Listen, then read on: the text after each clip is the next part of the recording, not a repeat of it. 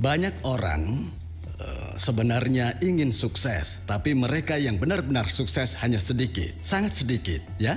Orang seperti apa yang kemudian berhasil? Orang yang tampan? Orang yang pintar? Orang yang kaya? Akademisi yang derajatnya tinggi? Atau harus sehat untuk menjadi sukses?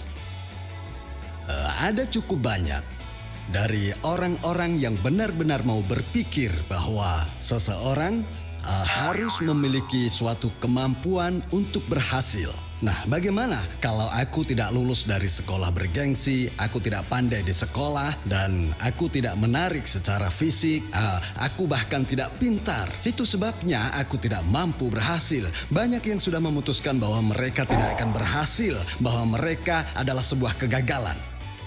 Mereka membatasi diri. Kebanyakan orang gagal karena mereka menempatkan sebuah kotak di sekitar diri mereka. Orang-orang yang tidak membatasi diri adalah mereka yang percaya bahwa mereka bisa keluar. Masukkan kutu. Masukkan kutu ke dalam mangkuk, ya, dan letakkan penutup kaca di atasnya.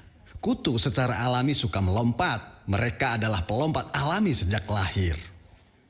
Katakan kutu melompat, tapi kepalanya membentur kaca. Lalu dia jatuh. Dia lihat ke atas, kemudian dia coba melompat lagi. Tapi dia jatuh lagi. Nah, maka lama-kelamaan kutu ini akan terlatih. Begitulah jadinya. Tidak bisa melompat keluar dari mangkuk. Bahkan ketika nanti penutup kaca diangkat, dia hanya akan bisa melompat setinggi mangkuk ini. Tidak lebih dari itu. Dia telah menciptakan gelas langit-langit untuk dirinya. Nah, langit-langit kaca ini adalah seperti peringkat di sekolah. Akan tetapi, kenyataan peringkat di sekolah tidak menentukan kesuksesan masa depan. Di Korea, kami memberi peringkat pada siswa. Ada nomor 1 dan yang terakhir. Hanya 1 untuk nomor 1. Mana lebih banyak, yang pandai belajar atau tidak? Banyak yang tidak pandai belajar. Dan saya sebenarnya salah satu dari mereka juga. Jadi, saya ini sebenarnya dulu juga orang yang frustasi, sangat frustasi. Anda tahu kapan saya bisa menemukan bahwa saya berbakat? Selama wajib militer. Ya, saya menyadari bahwa saya bisa menjadi nomor 1 dalam sesuatu. Sejak itu, langit-langit kaca ini menjadi hilang. Statistik menunjukkan bahwasanya jenis orang yang akan sukses dan orang seperti apa yang tidak akan berhasil. Biasanya orang akan mempersiapkan diri sejak usia 0 sampai usia 30 tahun dengan belajar. Dari 30 hingga 60 mereka akan bekerja. Dari 60 hingga umur 90 orang menghabiskan masa pensiunnya. Tapi ada rumor akhir-akhir ini. Orang akan hidup sampai 120 tahun. Tapi ini di sini adalah 60 tahun. Ini adalah berita buruk bagi sebagian orang jika hidup untuk 60 tahun tanpa uang adalah kutukan. Kutukan untuk pensiunan. Sementara apa yang mengikuti ketika Anda menjadi tua? Penyakit. Jika Anda hidup sampai dengan 120 tahun tetapi memiliki semua jenis penyakit, itu akan mengerikan. Benar. Anda mungkin akan hidup minimal sampai 90 tahun. Bagaimanapun ini 30 tahun. Namun, statistik menunjukkan bahwa kebanyakan orang pada usia 60 tahun hanya 1% yang bisa kaya, orang-orang ini yang bisa sukses. 4% dari populasi tidak mengalami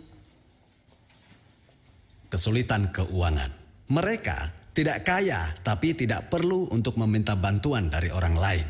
Nah, yang 15% mereka meninggal dan 10% dari populasi hampir tidak bisa bertahan. Mereka hidup dari hari ke hari. Mereka tidak bisa menjadi kaya dan uang mereka hanya cukup untuk kebutuhan pokok. Nah, 70% sisanya ini merupakan masalah.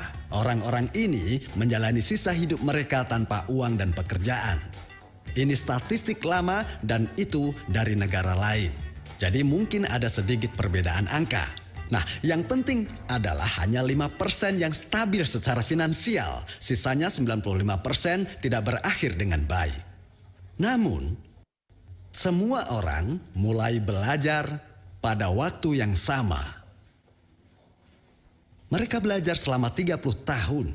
Mengapa begitu banyak orang yang tidak sukses ketika mereka sudah siap dengan belajar selama 30 tahun dan telah bekerja keras selama 30 tahun juga? Kenapa hanya beberapa yang mampu mencapai sukses? Itu pertanyaannya. Banyak orang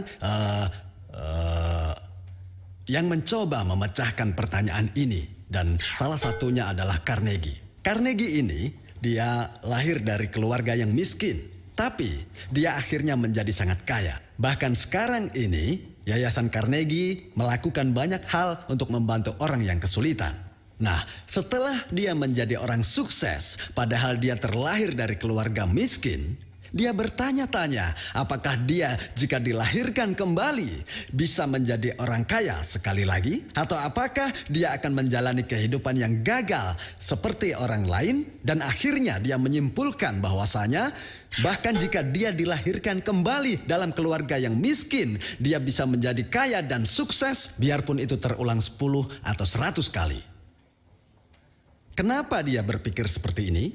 Alasannya adalah karena dia tahu cara untuk berhasil dan dia tahu metode bagaimana menjadi sukses. Itu sebabnya dia yakin akan sukses lagi. Itu alasannya. Nah, dengan kata lain, dia berpikir bahwasanya banyak orang yang tidak bisa sukses karena mereka tidak tahu hukum kesuksesan. Itulah alasannya. Nah, itu sebabnya dia berpikir, dia berpikir bahwa dia harus memberitahu orang-orang bagaimana mereka menjadi sukses sepertinya. Kesimpulannya, orang-orang tidak akan pernah bisa merasakan keberhasilan karena mereka tidak tahu atau belum belajar tentang hukum kesuksesan. Hukum kesuksesan adalah sesuatu yang sudah ditetapkan seperti hukum alam.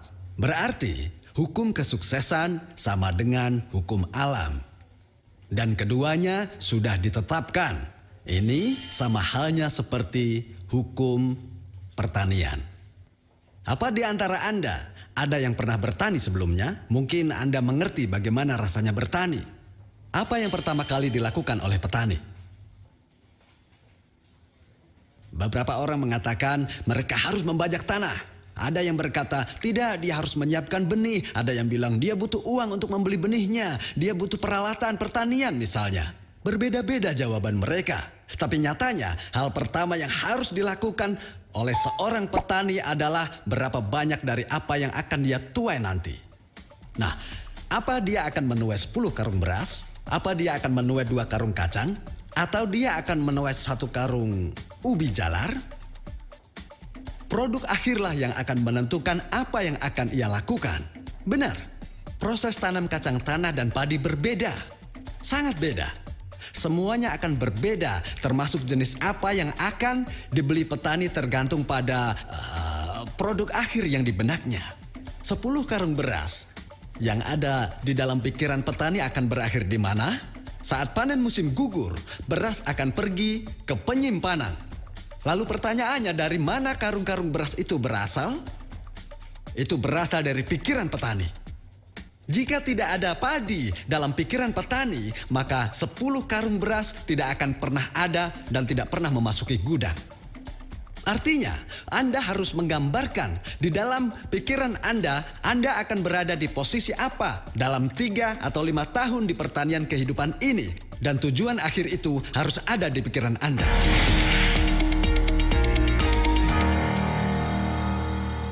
Hadirin, sekarang pertanyaan selanjutnya adalah kesuksesan seperti apa yang akan terlihat? Hidup seperti apa yang Anda inginkan? Saya yakin banyak yang masuk dalam kepala Anda. Itu karena pikiran manusia memang sangat rumit. Kita memiliki tubuh, bagian fisik. tubuh ini tidak menjelaskan semua tentang diri Anda. Misalnya, apa orang yang punya wajah tampan bisa menjamin bahwa dia adalah orang yang baik? Sama sekali tidak. Kalau itu benar, maka saya termasuk orang yang baik. Hadirin, Anda tidak bisa mengatakan bahwa seseorang itu baik hanya karena melihat penampilan mereka. Karena tubuh kita tidak menceritakan semua tentang kita. Tubuh kita ini hanya rumah fisik kita. Di dalam rumah ini ada jiwa dan roh. Seringkali kita memikirkan ini sebagai dua hal yang sama, tapi sebenarnya mereka bisa dibedakan. Nah, yang terakhir, kita dikelilingi oleh lingkungan kita. Nah, paham kan? Di tubuh kita, tubuh yang kita tinggali ini, di dalamnya ada jiwa dan roh. Nah, hal pertama yang dibutuhkan untuk tubuh kita adalah kesehatan. Kemudian hidup dengan baik untuk waktu yang lama. Lalu ada juga keinginan untuk hidup berkelimpahan. Nah, semua ini dapat diringkas sebagai hidup dengan baik. Tubuh kita memiliki keinginan untuk hidup dengan baik. Nah, selanjutnya ada semangat. Hadirin, roh berbeda dengan jiwa. Hewan tidak memiliki roh, hanya jiwa. Misalnya begini, hati nurani itu berhubungan dengan roh. Begitu. Hati nurani bukanlah sesuatu yang bisa kita kendalikan. Misalnya perampok ingin merampok seseorang. Tangan perampok itu akan gemetar. Gemetar meskipun tidak ada yang lihat. Kenapa? Karena hati nurani mereka sedang memberitahu mereka bahwa seharusnya mereka tidak mencuri. Karena itu salah. Jadi perampok tahu bahwa dia itu salah. Nah, ini adalah hati nurani. Nah, roh juga memiliki konsep waktu. Hewan tidak memiliki konsep waktu. Itu sebabnya masa depan dan masa lalu sama bagi mereka. Tapi buat manusia tidak. Kenapa? Karena manusia punya konsep waktu. Pernahkah Anda melihat seekor anjing merasa khawatir karena hidupnya akan berakhir? Anjing tidak perlu khawatir. Mereka hanya makan, tidur, baik muda maupun tua, mereka begitu. Tapi manusia tidak. Mereka bertanya-tanya kemana mereka akan pergi setelah kehidupan di bumi ini. Dalam kitab mengatakan bahwa Tuhan telah memberi kita hati untuk merindukan kekekalan. Ini adalah konsep waktu. Hewan tidak memiliki konsep waktu. Mereka tidak ingin abadi karena tidak punya gairah. Nah, saya akan beritahu Anda tentang hati nurani. Kita memiliki keinginan untuk dicintai oleh Sang Pencipta yang menciptakan kita dan juga keinginan untuk mencintainya. Artinya, manusia harus punya hubungan cinta. Jika kebutuhan ini tidak dipenuhi, tidak peduli berapa banyak uang atau ketenaran yang mereka miliki, ada kerinduan dalam hati manusia. Nah, berikutnya adalah jiwa. Semua emosi bercampur di sini. Ada senang, marah, kesedihan dan kesenangan. Ini adalah emosi. Lalu setelah itu ada keinginan untuk pengetahuan. Keinginan untuk mengetahui yang tidak dia ketahui. Semua ini harus dipenuhi. Jika hal ini tidak terpuaskan, Anda akan menghadapi penyesalan ketika Anda mati. Anda diliputi penyesalan. Anda harus belajar. Lalu emosi. Anda juga harus mengendalikan emosi Anda. Jika Anda mudah marah dan benci karena hal kecil, apakah Anda pikir Anda akan merasa puas ketika Anda mati atau tidak? Anda pasti akan menyesal karena pernah membenci orang lain. Anda kehilangan kesabaran. Karena itu, manusia punya keinginan untuk hidup damai dan juga manusia ingin tahu yang tidak diketahui. Inilah fungsi dari jiwa. Nah, manusia juga punya keinginan untuk berkontribusi terhadap lingkungan mereka. Lalu manusia juga ingin mengembalikan sesuatu yang baik terhadap lingkungan alam dan sosialnya. Saat Anda mati, jika Anda pikir Anda tidak berguna bagi orang lain atau masyarakat, maka Anda akan dijejali oleh rasa penyesalan. Manusia punya sifat natural untuk berbuat baik di dunia ini. Bagaimana perasaan Anda saat membantu orang? Pasti setelah membantu orang, Anda akan merasa lebih senang daripada yang Anda bantu. Dan ini adalah keinginan pada dimensi yang lebih tinggi. Dan ketika semua atau 4 kategori ini dipenuhi, saat itulah hidup seimbang. Bisa Anda semua mengikuti saya? Hidup seimbang. Anda memiliki hidup seimbang ketika Anda bisa atau mampu memenuhi 4 kebutuhan ini. Coba ulangi lagi, hidup dengan baik, mencintai, belajar, berkontribusi. Kehidupan macam apa ini? Inilah hidup yang seimbang. Anda harus menggambarkan dalam pikiran Anda sebuah tujuan untuk mencapai kehidupan yang seimbang. Tanam itu di kepala Anda. Namun, keempat kebutuhan ini tidak bisa dipisah satu sama lain. Semua ini harus terhubung jadi satu. Alasan kenapa Anda harus hidup dengan baik adalah karena ada orang yang Anda cintai. Istri Anda miskin karena Anda miskin. Suami Anda harus kerja keras karena uangnya sedikit, ya kan? Dan kemiskinan Anda akan diturunkan pada anak-anak Anda.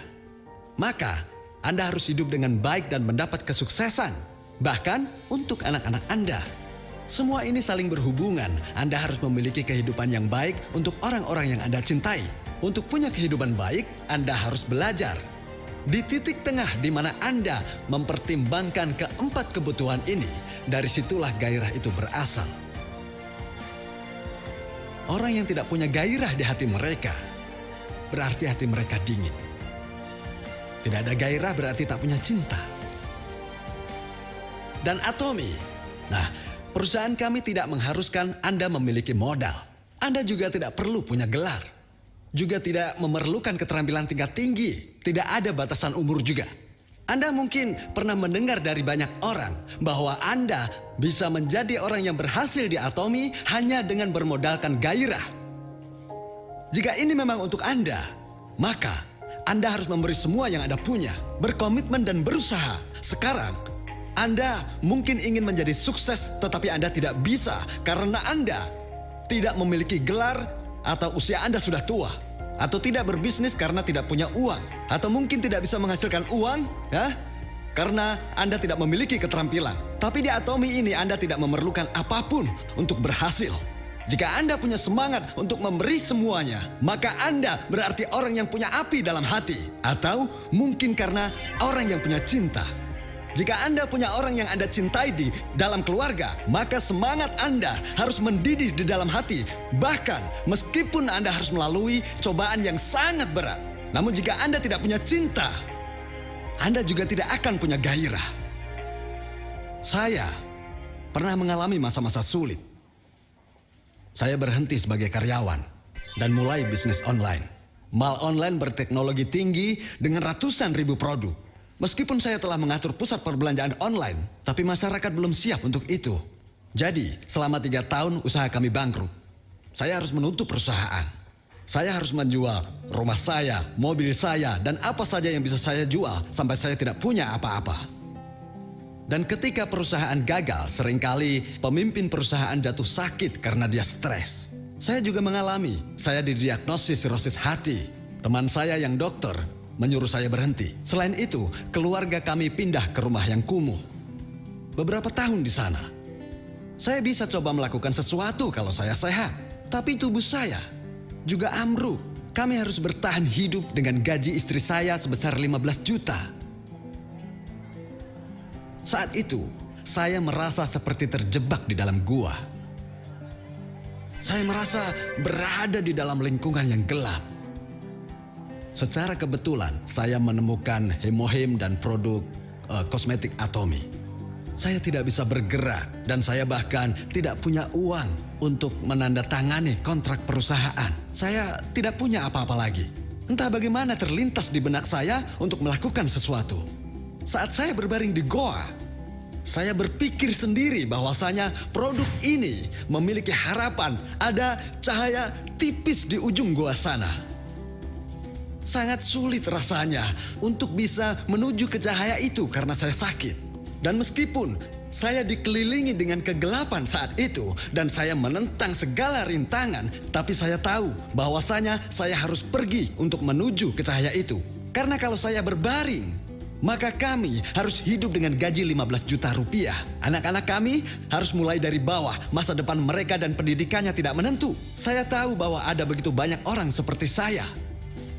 Itu sebabnya saya berharap orang-orang itu juga bisa berhasil seperti saya. Jadi, itu secercah harapan. Dan saya harus berjalan menuju ke sana. Cahaya itu, saya tidak bisa tinggal diam begitu saja. Saya juga ingin amruk ke tanah. Tapi, semakin saya mendekati cahaya di ujung itu, cahaya kecil itu semakin lama semakin membesar. Dan segera setelah saya keluar, wah. Dunia penuh dengan cahaya. Saya menikmati dunia yang terang benderang. Disitulah saya berpikir saya harus hidup baik. Bahkan jika itu hanya demi ibu. Ini berlaku bagi kita semua. Mungkin kita harus menghasilkan uang bukan untuk diri kita sendiri, melainkan untuk anak-anak kita, untuk keluarga kita, dan untuk orang-orang yang kita cintai. Sebenarnya, Anda tidak perlu uang sebanyak itu hanya untuk diri sendiri. Terutama pria, dia tidak butuh banyak uang. Jika dia menghabiskan banyak uang, bisa jadi dia melakukan banyak dosa. Jika Anda punya rumah, mobil, punya beberapa jas, beberapa dasi, beberapa sepatu, cukup sudah, tidak ada lagi yang bisa dibeli. Tapi wanita berbeda. Dia harus membeli kalung. Bahkan kalung mutiara. Mereka harus membeli berlian, kalung emas. Bahkan ada berbagai jenis kalung mutiara. Mereka juga membutuhkan gaun one piece, two piece, three piece. Bahkan dengan roknya. Mereka perlu mini dan maxi. Tapi untuk wanita menghabiskan uang tidak dosa. Wajar wanita menghabiskan uang. Pria tidak punya alasan untuk itu. Coba bayangkan, kekasihmu menghabiskan uang untuk orang yang dicintainya, baik kan? Ya, baik. Itulah sebabnya kenapa Anda harus berhasil. Alasannya adalah karena orang yang Anda cintai. Saya ingin memberitahu pada para wanita di sini, kasihanilah suamimu. Pria di negara kita ini harus bangun pagi-pagi, lalu berangkat bekerja, pergi pagi, pulang larut malam. Saya pernah dengar dari seseorang bahwa ada lagu yang sangat dia benci. Ayah, lanjutkan. Dia benci katanya. Kenapa? Karena dia sudah bekerja keras untuk keluarganya. Tapi begitu sampai rumah dia dengar, ayah lanjutkan, ayah lanjutkan. Dia ingin sekali mendengar lagu yang syairnya, ayah istirahatlah, kami di sini. Kenapa tidak ada yang bikin lagu seperti itu? Untuk wanita di rumah, Anda harus memberitahu suami. Beritahu dia, sayang, tunggu saja 3 tahun dan kamu akan beristirahat. Dulu saat saya kerja di perusahaan, saya juga selalu kurang tidur. Anda tahu, setiap akhir pekan dan hari libur, saya tidur di mana saja. Di tempat tidur, di sofa, atau bahkan di lantai. Saya bekerja keras siang malam, jadi saya kurang tidur sepanjang waktu. Saya yakin sebagian besar dari Anda mengharapkan suami Anda yang bertanggung jawab, yang memikul beban keluarga, bisa merasakan istirahat sekarang. Jika Anda menghasilkan 200-300 juta sebulan, Anda pasti akan memberitahu suami, istirahatlah sayang. Jadi, tolong beritahu suami Anda untuk istirahat. Suruh melakukan yang mereka inginkan. Menurut Anda, siapa yang lebih bahagia nanti? Anda yang lebih bahagia. Karena Anda akan jadi orang yang terpenting baginya. Sangat penting. Katakan, sayang, silahkan naik mobil yang kamu mau. Aku tahu kamu malu di depan teman-temanmu. Aku akan membelikanmu mobil. Mercedes. Anda bisa itu. Bisa mengatakan ini pada suami Anda. Apa yang terjadi setelah beli Mercedes? Apakah suami Anda yang bahagia atau Anda yang lebih bahagia? Orang yang memberi akan jauh lebih bahagia. Bagaimana dengan pria yang ada di gedung ini? Kenapa Anda tidak membelikan istri Anda, ibu Anda, oma Anda? Belikan mobil sport di hari spesialnya. Kenapa tidak Anda lakukan? Alasan orang tidak pernah melakukannya karena mereka tidak pernah berpikir bahwa dia bisa melakukannya. Saya tertarik dengan mobil karena saya pernah bekerja di industri. Jadi saya berpikir bisa mengendarai Mercedes S-Class. Suatu malam saat saya berbaring, saya ingin sekali melihat mobil itu. Anda tahu, rasanya seperti orang yang mengalami cinta pertama. Saya selalu tidak bisa nyenyak tidur karena memikirkan mobil itu. Jadi, saat itu, jam 1 pagi saya bangun dari tempat tidur dan jalan menuju ke toko yang menjual Mercedes. Semua lampu mati. Saya hanya mengintip dari luar jendela. Saya melihat siluet kasarnya. Dan Anda tahu, saya sudah senang sekali melihat mobil dari luar. Hati saya dipenuhi kedamaian. Sehingga saya bisa kembali ke tempat tidur dengan tenang. Anda tahu disebut seperti apa orang ini? Pasti Anda akan bilang orang gila. Dan Anda harus menjadi orang gila. Untuk menjadi orang gila, Anda membutuhkan sebuah tujuan. Dan ini disebut tujuan mutlak. Aku akan menjadi gila apabila aku bisa mencapai ini.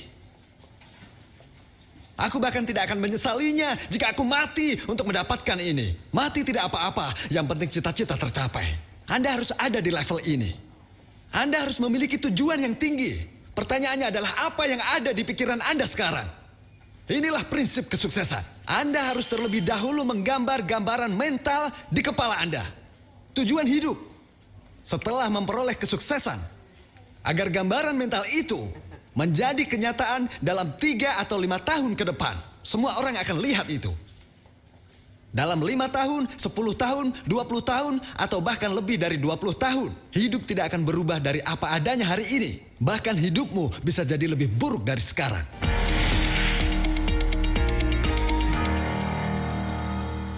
Baiklah, hadirin.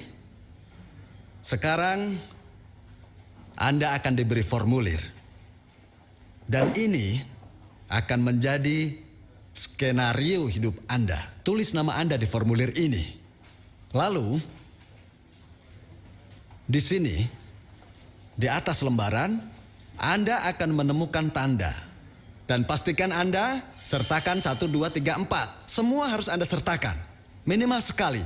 Misal, untuk bertahan hidup, Anda butuh makanan, tempat tinggal, dan pakaian. Tidak ada yang mengalami kesulitan soal itu. Tapi ada satu hal yang harus diingat. Banyak orang belum punya rumah. Jadi tulis tujuan untuk membeli rumah Anda. Kemudian, kesehatan. Selanjutnya, mobil Anda.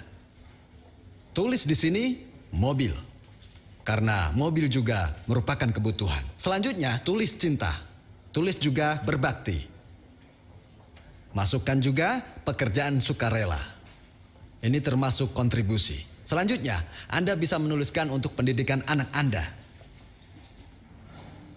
Bepergian akan masuk ke dalam kategori hidup dengan baik. Beberapa mungkin ingin memiliki uang tunai. Katakanlah setelah menulis skenario hidup Anda seperti ini, Anda ingin punya sebuah rumah yang luasnya 230 meter persegi. Tapi mungkin saat ini rumah Anda hanya 100 meter persegi. Lalu beri Anda poin 30. Anda harus sangat spesifik jika Anda menuliskan tujuan Anda.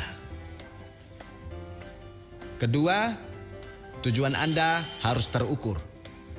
Dan ketiga, Anda membutuhkan batas waktu. Anda harus menjaga 3 syarat ini. Anda harus memutuskan rumah seperti apa yang Anda inginkan sampai batas waktu tertentu. Selain itu, Anda juga harus tahu nilai dan jenis rumah. Dan juga putuskan di mana letak rumah Anda. Tapi, jika Anda menulis rumah yang bagus, tidak akan terwujud. Misal, Anda berjalan ke kantor real estate dan agen bertanya, apa yang mau Anda butuhkan? Butuh rumah bagus. Oh, Anda tidak serius. Yang serius pasti dia akan tahu jumlah kamarnya berapa. Apakah mereka ingin tinggal di kondominium atau di rumah yang berdiri sendiri? Mereka juga tahu harga rumahnya. Seorang yang serius akan tahu detailnya. Bahkan kamar mandi pun tahu jumlahnya. Harus spesifik menulis skenario hidup Anda. Bangun replika rumah yang tepat di pikiran Anda. Hanya dengan begitu rumah itu keluar dari pikiran Anda. Dan Anda bisa masuk ke rumah seperti itu. Inilah yang disebut dengan hukum kesuksesan yang diikuti oleh semua orang yang sukses. Alasan kenapa Anda tidak bisa menjalani hidup seperti itu, karena Anda tidak memiliki gambaran di pikiran Anda tentang kehidupan yang Anda inginkan di masa depan. Tapi jika Anda gambar di pikiran Anda, maka sikap Anda akan berubah. Anda pasti bisa sukses karena pikiran Anda. Perusahaan Atomi ini juga datang dari pikiran saya. Saya tahu dari awal banyak dari Anda yang berkumpul di sini. Saya perkirakan bahwa kita akan menjadi perusahaan global. Anda tidak berhasil karena tidak Anda gambarkan. Tidak Anda gambar di sini. Gambarkan di pikiran Anda. Bayangkan, rumah 230 atau 330 meter. Pasti belum Anda bayangkan. Mungkin Anda pernah, tapi Anda menepisnya dengan bilang, wah, ini gila. Tidak mungkin aku tinggal di rumah sebesar itu. Tidak mungkin. Lalu Anda hapus semua impian Anda. Alasan kenapa Anda tidak bisa membeli rumah seluas itu karena Anda telah menghapus itu dari kepala Anda. Dan Anda menjalani kehidupan yang sangat membosankan. Anda benar-benar telah memilih kehidupan yang sangat membosankan itu. Bagaimana ada yang menyukaiku? Anak muda yang menghasilkan 30 hingga 70 juta rupiah. Bahkan mengalami kesulitan dan hampir tidak bisa bertahan. 30 juta mungkin realistis. Sebenarnya 20 juta rupiah sudah cukup. Tapi aku tidak bisa menghasilkan uang sebanyak itu. Mana mungkin aku bisa? Itu sebabnya hidup Anda membosankan. Apa Anda pikir ada orang spesial yang dimaksudkan untuk mendapatkan 300 hingga 500 juta rupiah sebulan? Tidak ada orang terlahir seperti itu. Tapi mereka memasukkan 300-500 juta dalam pikiran mereka. Siapa yang suruh? Mereka melakukannya sendiri. Jika Anda lakukan itu, Anda pasti akan sukses. Dan orang-orang di masa lalu menyebutnya dengan hukum kesuksesan. Mereka yang tahu itu mereka tidak akan miskin. Bahkan jika terlahir lagi dalam keadaan miskin, dia akan sukses. Menggambarkan gambaran mental tentang kehidupan yang Anda inginkan di masa depan adalah suatu keharusan untuk kesuksesan masa depan Anda. Jika Anda pegang prinsip ini, Anda akan sukses. Nah, mari kita lihat contoh sebelumnya. Orang ini telah menulis sebuah rumah, mobil, berbakti, dan ditulis dengan detail. Ya kan? Anda harus sangat spesifik seperti itu. Dia juga menandai tingkat kepuasannya. Nah, sekarang silahkan buat rencana untuk 5 tahun. Ada banyak buku dalam bentuk yang sama di skenario kehidupan. Dengan menulis ulang tujuan Anda di setiap bulannya, maka Anda akan dapat memiliki gambaran kehidupan yang lebih jelas dan lebih sempurna. Gambaran kehidupan yang ingin Anda hidupi di masa depan. Jika Anda lakukan itu, Anda pasti akan berubah. Hadirin, cendekiawan sukses mengatakan Anda bisa sukses hanya dengan membayangkan. Tapi di Atomi selain membayangkan, juga menyediakan tangga yang bisa menjembatani realitas dan impian Anda. Ada banyak orang yang telah meraih kesuksesan melalui Atomi. Sekian dari saya dan terima kasih.